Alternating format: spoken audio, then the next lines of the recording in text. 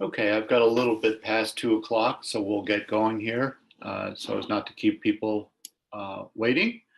My name is Lou Brown from Spectradyne. I am a sales account executive with Spectradyne, and we appreciate your time this afternoon to sit in on this webinar. Or actually, for those on the West Coast, it's probably still morning, but some of us are on the East Coast, and I think we may have one or two from Europe as well. So a couple of housekeeping items. Your voice is muted right now. And we also wanted to remind people that if your video camera is turned on, you probably want to turn that off. I'm turning them off as I see them come on, but you might want to turn them off. Okay. So without further ado, I'm going to turn this over to our presenter. Our presenter is Franklin Monzon, who is one of the founders of Spectradyne, and he will be doing the presentation today. During this presentation, if you have questions, there are two things you can do. You can either raise your hand using the Zoom menu here, or if you want to, you can just send it via chat, and I will record those questions, and we'll go through them later on in the once we've finished the presentation itself. And so without further ado, I'll turn it over to Franklin from here. Okay, thanks, Lou. Can you hear me and see the slides okay? I can hear you. You need to speak up just a tad, but your slide is fine. Yep. Okay. All right, good. So I want to thank all of you for attending the webinar. I will be telling you about these slides. We titled them, Where's My Peak? Separating Truth from Fiction in Measurements of Nanoparticles. And let me explain why we give it that title. We do a lot of measurements for customers and prospective customers. We go on site to do demos, and then we have samples sent to us and measure them here in our headquarters in Torrance. A lot of times, especially EV customers, extracellular vesicle customers, but generally we often get the communication that we expect a peak, the customer expects a peak at 80 or 100 or 120 nanometers, something like that. We do sometimes measure a peak, and I'll talk about that, but often we do not. And then there's kind of a debate with the customer about, well, why do you think there's a peak? Is it just because you want there to be a peak? Do you have intuition that there should be a peak? Do you actually have measurement results that show a peak? And if so, let's talk about those. And through those conversations, we've decided that a little bit of education probably needs to be done.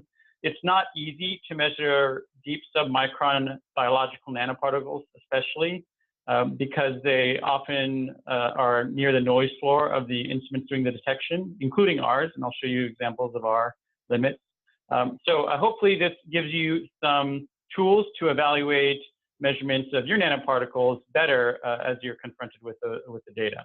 Okay, so the way this is structured is I will give an overview of this nanoparticle measurement challenge and explain why this thing we call false peak might happen. I'll give an overview then of Spectradyne's technology, and the reason for that is to kind of provide a context and explanation for some of the measurement examples, specific measurement examples that I'll give in the third part of the talk. Okay, so let's get to it. I have a pretty uncontroversial statement here at the top that you can't measure what you can't detect. It's an obvious statement, but let me explain how that relates to the problem we're talking about today. So in this plot, I am showing a example EV distribution. It's a declining power law. The concentration is dependent on the particle diameter to the minus 4.2 power. That might seem oddly specific, but we do actually frequently see this kind of power law dependence in the EV distribution. Now I'm going to show on the same plot an example sensitivity curve. This is also power law. Now the sensitivity of this model instrument is increasing with the particle diameter to the 6th power. And many of you online may recognize the 6th power dependence as what you get from the intensity of scattered light from particles, like in DLS or in NTA. So qualitatively, the situation we often find in the instrumentation world, in the nanoparticle instrumentation world, is a rapidly declining population of particles as they get larger, and a rapidly increasing sensitivity as the particles get larger. Now, above a certain threshold, the fact that particles are easier to detect really doesn't matter. Once you're above a certain threshold, they're easy to see. and you don't really have to worry about the sensitivity. But below that threshold, the declining sensitivity can play a large role in what you detect. And so what I'm going to add in here is kind of a mocked up example of what the resulting measurement could be. It's a combination of the true population in blue and the instrument's ability to detect it. And you can't see very well just because of the way the y-axes are scaled, but that scaling is arbitrary. So let me zoom in a little bit for you. If we show it like this, then you can see that the measurement, and again, this is all mocked up kind of data for, illustrative purposes. You can see that the measurement roughly matches the true particle distribution for larger particles, but as you get to smaller particles and maybe you're losing sensitivity in your instrumentation, maybe you're hitting your noise floor, you can actually get a case where you're not measuring particles that are actually there, okay? And I'm going to take away the theoretical curves because you wouldn't see those. And this is something that some of you may have seen when you get measurements done for you, or if you do it on your own instrument in-house. And a lot of times you're looking for a peak and you get a peak and you celebrate. Hey, we have a peak, right? This is good news. Maybe you're trying to purify exosomes or you're trying to isolate something. And often in those cases, it's good news that you have this kind of well-defined distribution. So that's what I have to say about this general measurement challenge for now. Store this in your head for a few slides. I'm going to talk about Spectradyne's technology to set up the discussion of the specific measurement examples in a few minutes, okay? So Spectradyne's technology is a little bit unusual because most of the incumbent technologies in the nanoparticle world rely on optical phenomena or light scattering to do their detection. Our instrument is it uses an electrical detection method called resistive pulse sensing, also known as the Coulter principle. And what we've done is basically found a way to scale down that well-known technology to the deep submicron regime. So we can measure accurate size and concentration from 50 nanometers up to 10 microns. It's a benchtop instrument shown here in this picture. It's about 1 foot on a side, and it's pretty easy to use. The measurement actually is accomplished by a combination of that instrument that I just showed and what we call cartridges. These are disposable microfluidic cartridges shown here in the lower left. They only use 3 microliters of analyte per measurement, so that's important. And they have, we don't have time to go into the details of our innovations in those cartridges, but there's highly consistent nanoscale features, patterns to those cartridges. An example is shown here in the middle bottom. These are fluorescent nanoparticles flowing through a constriction. And you'll understand why we do that in one slide as I explain the basis of the technology. And then in the lower right is another example of some features we have in that cartridge. This is what we call filters. And these embedded filters are in that cartridge, and they dramatically reduce the chance of clogging or blockages, because that problem is really the bane of RPS as you scale that technology down to the deep submicron regime, okay? So this is just an overview of our cartridge. Now, how does the technology actually work? Well, what we have in our cartridge is a nanoconstriction, as I mentioned, and we are measuring the electrical resistance across that nanoconstriction. So the fluid that you use has to have some conductivity. That's an important requirement of the technology. It's usually not an issue, certainly in the life sciences or when we're measuring biological fluids, but there has to be some conductivity. As a particle approaches the nanoconstriction, it blocks the flow of ions and locally and temporarily increases the resistance of the liquid, okay? So as we're measuring the resistance, you get an increasing resistance. The maximum change in the resistance happens when the particle is centrally located in the nanoconstriction, and then as the particle departs the constriction, the resistance returns to its baseline level. So for each particle that goes through the nanoconstriction, we get a resistance spike, and the size of that spike is proportional to the volume of the particle. So we get a very direct measurement of the particle size. But it's not just that. We get information from the transit time of this spike. That gives us information about the flow rate of the particle, and from that we can get concentration information. So hopefully this cartoon gives a little bit of an explanation how we're able to get very high resolution sizing, very high resolution and accurate concentration information because we're directly detecting this information about particles one by one as they go through the nanoconstriction. Now, this is just one spike.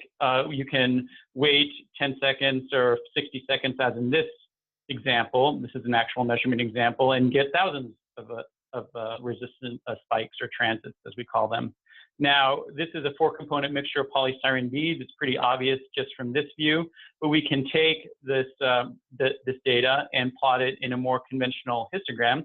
Before I move on, I will point out that if you want to learn more about this technology, it's published. This is a Nature Nanotech article that describes basically the fundamental technology that Spectradyne utilizes. We can take this data and plot it in a conventional histogram, and this is what you get.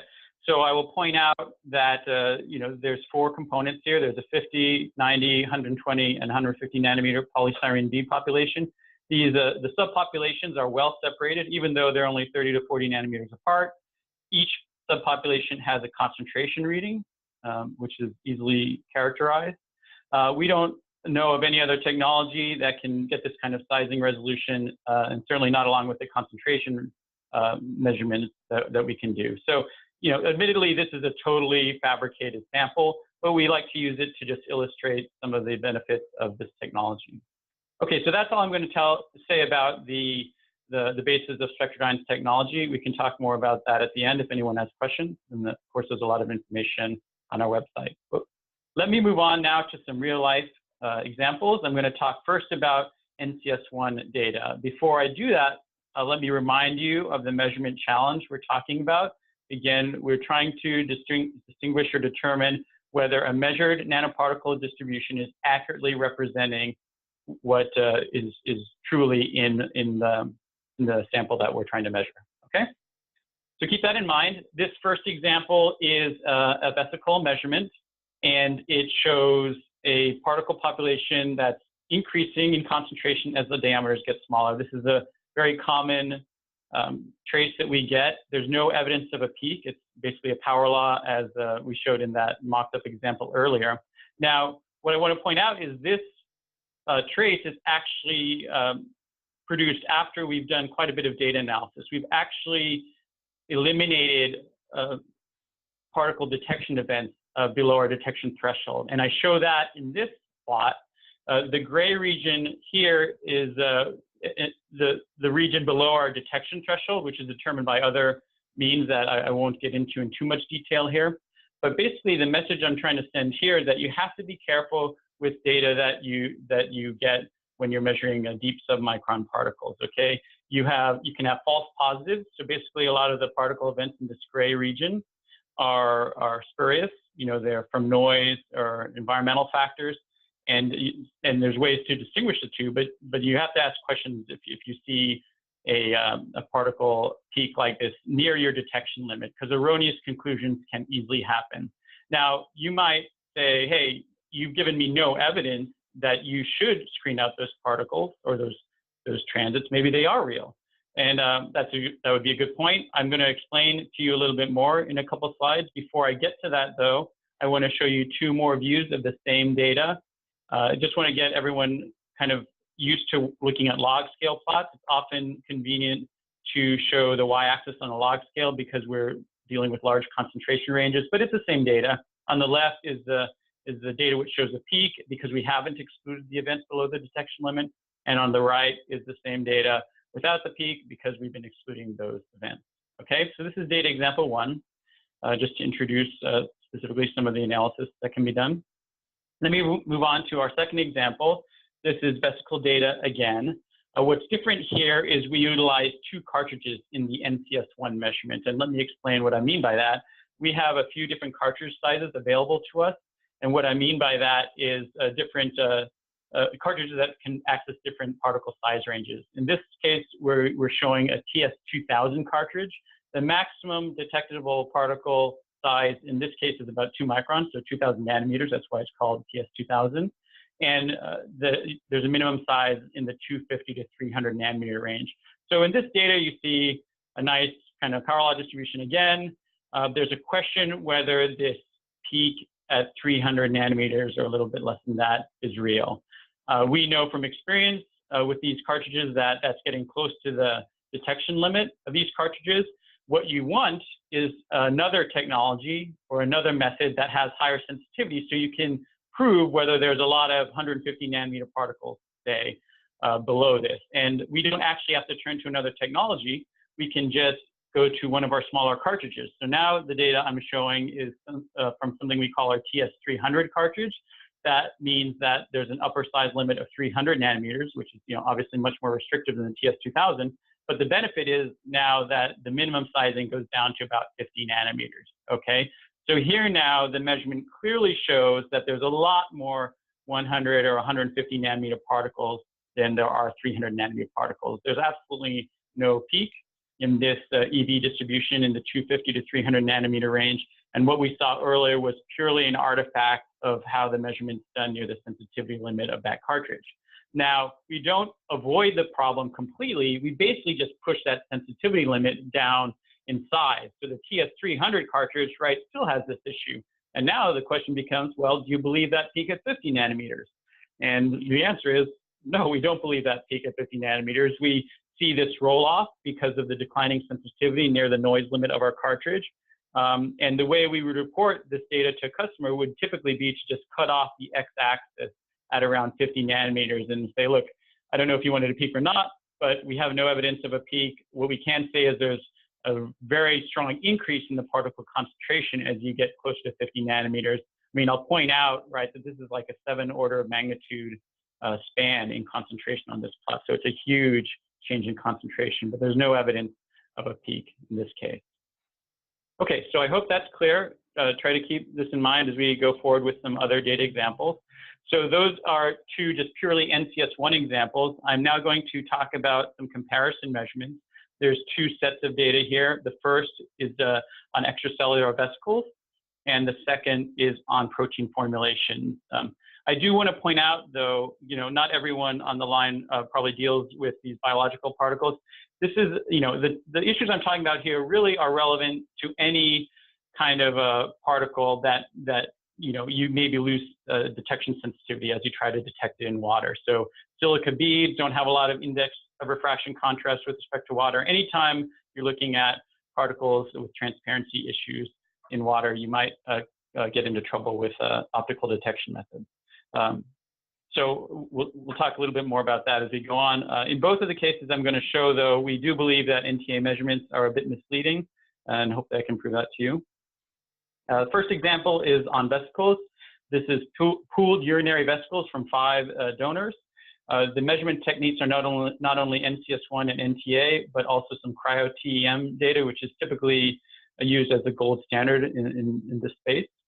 So first example, it's a linear scale NTA data, and as similar to something I showed earlier, it's great, right? If you are an EV researcher that is looking to purify your exosomes, this is great, right? You maybe think that you've got that nice, well-defined, isolated exosome distribution and celebrate.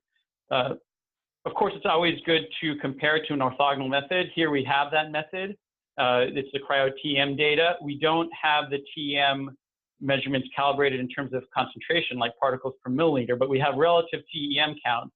And from those, it's very clear that there's an increasing concentration of particles as you go down the 100 or 80 nanometers. There's a lot more particles there than there are at 140 nanometers. So there's no evidence necessarily that there's a peak in this distribution around 140 nanometers. I'm going to show some NCS1 data in a minute, but let me switch to log scale because we're not seeing a lot of detail in the concentration at the larger sizes. So if we switch to log scale, this is what we see. Okay. The information matches pretty well at the larger particle sizes in the 300 nanometer range or so. Then there's an increasing gap as the particle diameter goes smaller. So if we add in the NCS1 data, it agrees quite well with the TEM data. There does not appear to be a peak in the NCS1 data.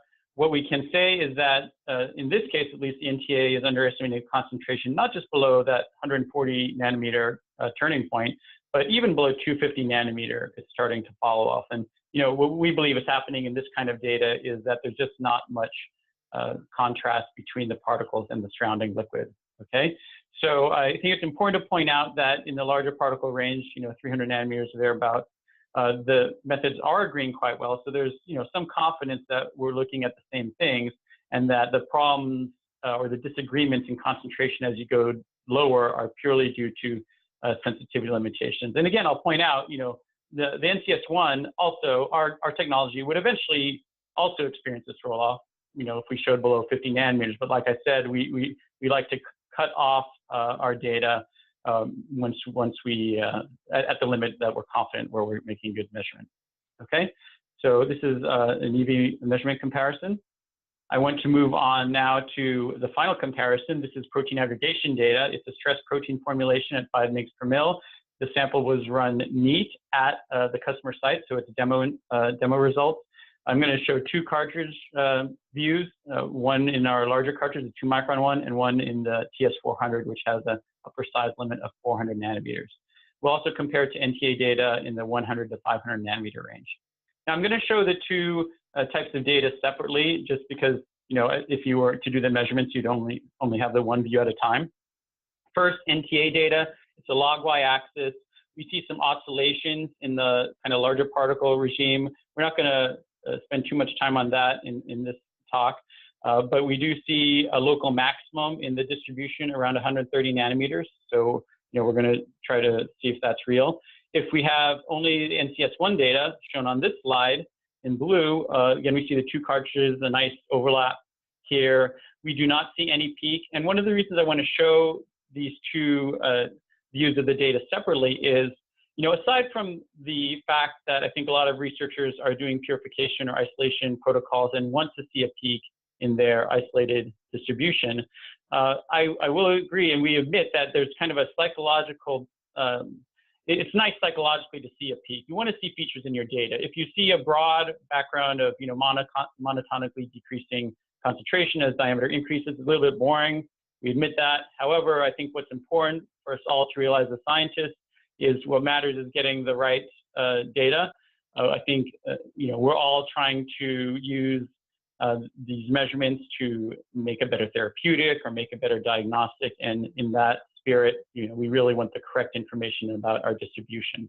Okay, so this is what the NCS1 data looks like. If we plot them together, I think no surprise based on, the topic in this webinar, the NTA data shows this peak around 130 nanometers, and we don't see it.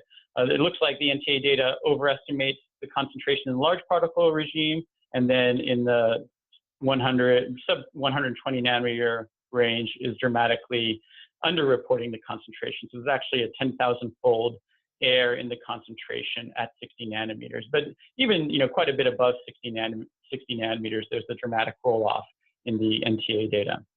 So that's all I have for the measurement examples. I want to leave you with a few questions that you can ask as you're presented with data.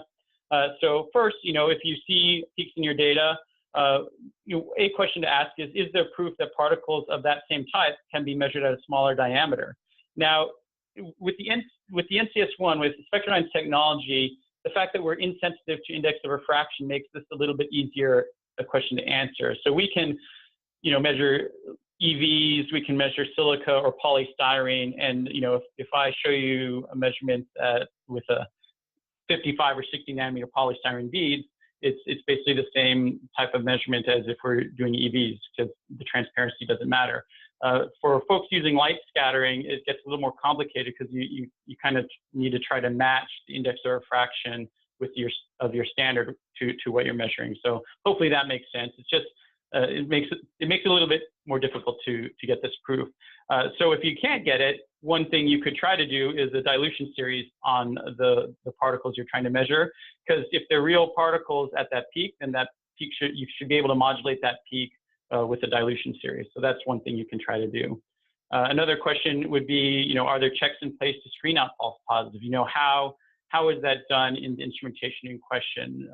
There's always decisions to make about whether something's noise or a valid detection event. And, it should be understood how that's done. So how do we distinguish noise from real signals? And finally, we haven't talked about it much, but there can be false negative issues too, not so much in the small particle regime, but in the large particle regime. So, are you able to detect particles that are larger. For example, with NTA and DLS, you're measuring the Brownian motion of particles. As the particles get larger, that motion is less.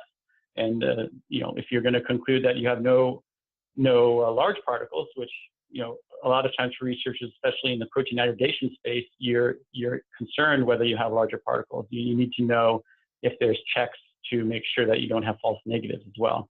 And I want to close at least this slide with I don't want to sound too negative. We do definitely see peaks in EV distributions. This is a dramatic example where these are red blood cell produced EVs, and we see actually 2 peaks. So you can definitively get vesicle peaks. I don't want to make it sound like the NCS1 doesn't ever detect peaks.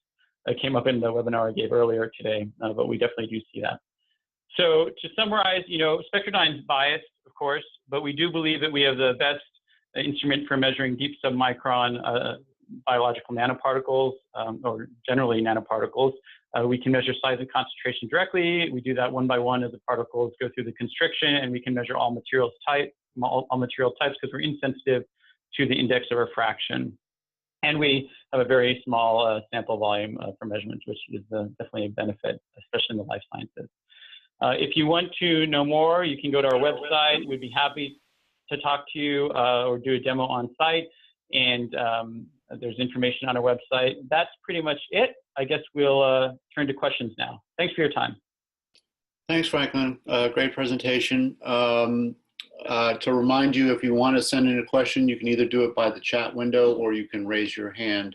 I did get one question that came in via the chat, and I'll paraphrase it because it was a little long-winded, but basically during the presentation you were showing NTA, and you were showing that the sensitivity was rolling off at the 100 to 150 sort of range, but the specifications that this person has seen say they go down to 10 nanometers.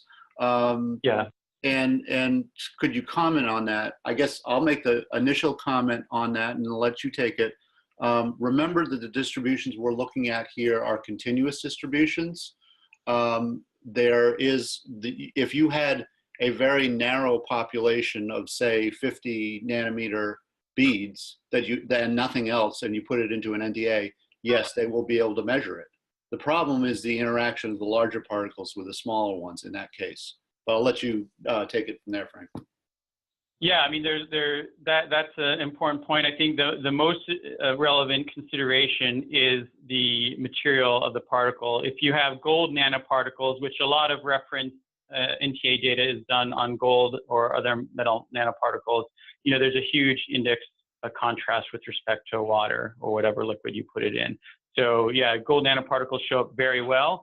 Polystyrene not as well, silica even less well, and some biological nanoparticles, some exosomes, can be very highly transparent. So you can imagine, if you drop clear marbles into a swimming pool, you'd have a really hard time finding them and picking them up. So that's on this slide here where I mentioned the questions to ask. You want to try to find particles of the same type. When I say same type, I really mean same index of refraction. If you're dealing with light scattering, you want to get the same kind of reference material and say, all right, if you're telling me I have a peak at 80 nanometers, can I see these particles if they're 60 nanometers? Now that might be hard to do, and that's why I mentioned the dilution series. But I think the main thing in that spec is what type of material is it?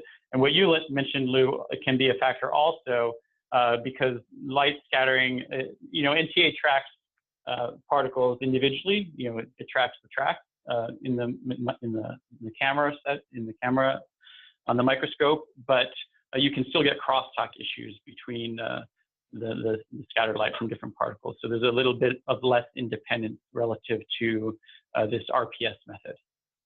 Okay, good, thanks. I got a question here. How much does the disposable cartridge cost? Yeah, we always get that question. Thanks for that. So the cartridges are $20 each. We get a lot of positive reactions to that just because there's no cleaning or you get rid of contamination issues. So we like to say the best use is to use them once. However, we can work with you if that's a concern. There, you know, it's always a trade-off between getting the right data and thinking about reusing the cartridges. Okay. I don't see any other questions. Anybody have any questions? Want to raise your hand? I can unmute you, or you can type it into the chat window. Yep, hang on. I will unmute you. This is Ellen. Hi, I'm here with Natalia. We have a couple of questions. So, for instance, about the distribution of the particles that you have inside your mix. How do you compare samples if you don't have, so how do you get comparative data out of the curve if you don't really have a size distribution limit? Do you understand? Oh, you mean how do you make conclusions? Like if you don't have a feature in your, exactly. Yeah, right. So yes, so this is an important question because we do get, okay, so we show a measurement like this. It's like, okay, interesting. Now what? What can we do? That's a tough question, not without knowing specifically the application you're dealing with. You know, so if this is the result of some isolation protocol, then basically the conclusion is that particles are not well isolated, and we can't necessarily say how to improve that. One thing we can try to do is measure the concentration in certain size ranges. So for example, in our software, you can go from 100 to 200 nanometers and get an absolute concentration reading. And then that can be used to evaluate differences among different different formulations. So is one cleaner or not than another one? So a lot of protein aggregation investigators use data that looks like this in that way. We give the concentration measurements by particle size range. So that's one use. And another, just to add into that, because this is specific to EVs, we have seen instances where we've looked at EVs from the same source, but with different amounts of ultracentrifugation or whatever technique they're using to separate.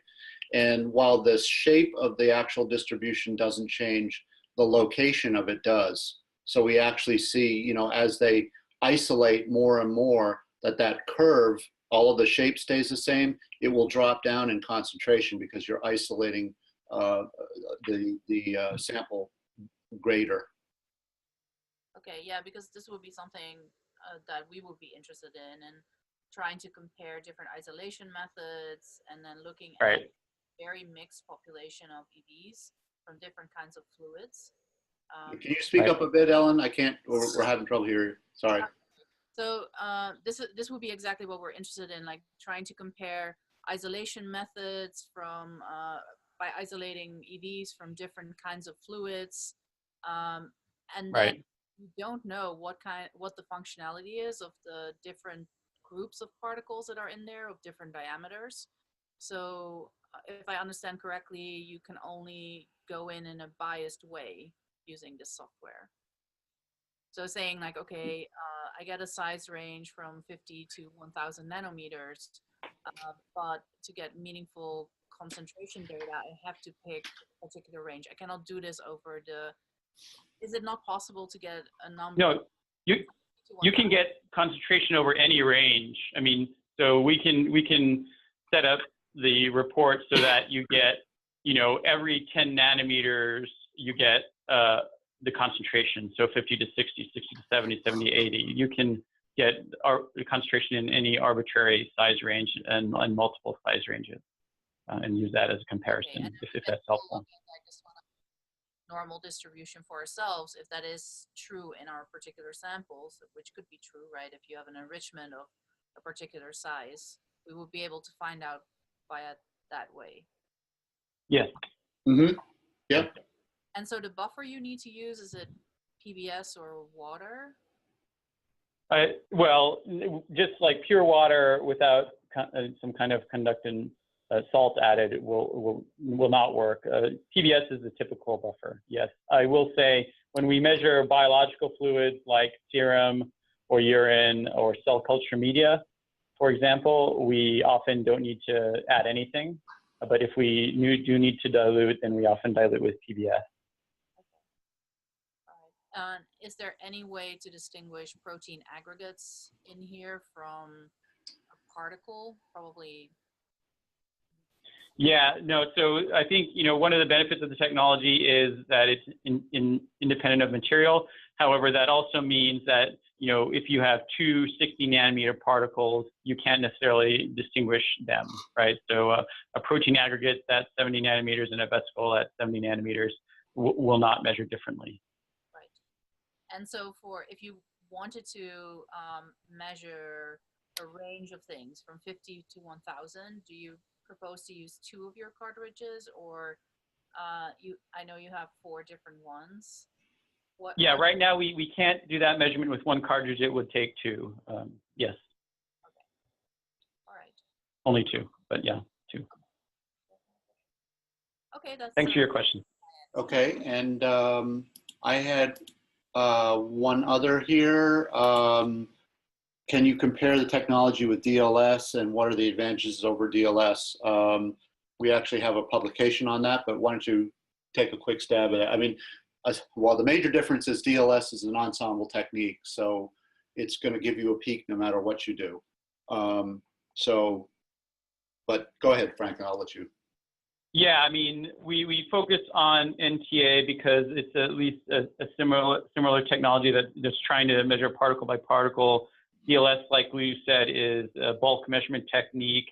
You're inferring a distribution based on a lot of bulk scattered data, and really what you're measuring is a scattered light intensity. You can convert that to a number density. That conversion is fraught with assumptions and issues. So yeah, as Lou mentioned, you can see a broad peak with DLS that just is completely not there. And we do have a tech brief on it. We can talk to you more about that. I would hesitate to use DLS in any kind of application where you need detailed nature about it, detailed information about a distribution. Yeah, yeah. At least pay attention to the polydispersity index, because we've had cases where people draw conclusions from DLS with a PDI of like 0.7, and it's completely bogus. Yeah, but, in fact, yeah. I mean, you got to remember, DLS is going to give you a peak no matter what. So if you had this sample here that we're looking at right now, it'll give you a peak, but it's largely meaningless. And the other thing that you might want to keep in mind is that it doesn't measure concentration. So if concentration is important as well, DLS isn't going to give you that. Couple other questions came in. Do you need repeat measurements per sample? I think that's an application-specific question. I mean, we, as scientists, we certainly want to verify any results, but do you need repeat measurements? Yeah, I think that, and the other part of that is when you look at these graphs we're showing, actually these are sums of 10-second acquisitions. And in our software, you can look at each 10-second acquisition, and you'll see they overlay perfectly. So we don't really see it necessary to do repeat measurements. So she's saying, in other words, what is the error when you remeasure samples? You want to answer that? Yeah. Yeah. Yeah. So it's a good question. We have, well, I don't want to get too into the manufacturing process at Spectradyne, but cartridge to cartridge, we typically like to see the sizing repeatability within plus or minus 5%. We guarantee plus or minus 10%, but it typically do quite a bit better than that. In terms of concentration, more like plus or minus 20%. Absolute concentration is a little bit trickier. Part of the issue is there's no nanoparticle concentration standards that we can refer to, so it's just purely a precision question. So yeah, does that answer your question? Yes, she said. And one other question that also came in, what's the difference between our technology and IZON? Yeah, so good question. So IZON has also a technology that miniaturizes the RPS method. The main difference is, our microfluidic cartridge implementation. So we require a lot less volume, first of all. Plus, we have features in that cartridge which, as I mentioned, dramatically reduce the chance of a blockage. Moreover, if there is a blockage, there's always a chance that you get a rogue particle coming through, or you have stickiness or aggregation. We have a bypass path that can clear that blockage permanently instead of just temporarily and then having the particle fall right back down to your constriction. So there's a few important advantages in the architecture of our cartridge. And the NCS1 is significantly faster due to the types of measurement we do as well. And then the other thing that is because we produce these cartridges using semiconductor fabrication techniques, we're able to factory calibrate the cartridges to the mold. Whereas in the IZON, for instance, if you change the size of the pore, every time you stretch it, you have to recalibrate because you don't know what size the pore is anymore. Whereas the pore is cast in our mold, and that's why we have such good repeatability and in variation or lack of variation in cartridge to cartridge. And then the last question here, what is the price range of the NCS1? Good question. So the list price of the NCS1 is $69,000 right now, at least in the US. Okay. Oh, yeah. Okay, good. That appears to be the list of questions. Let me make sure I didn't miss anything. Something just came in. No, I think someone dropped off anyhow. Anyhow, if you do have further questions, certainly get in touch with any of us, and we'd be happy to talk in much more specifics about what we've done today. And I guess with that, I think we'll wrap it up. Thank you all for your time. Thanks, everyone. I really appreciate you taking the time out of your day. Okay, very good. Okay. Thanks and goodbye. Bye.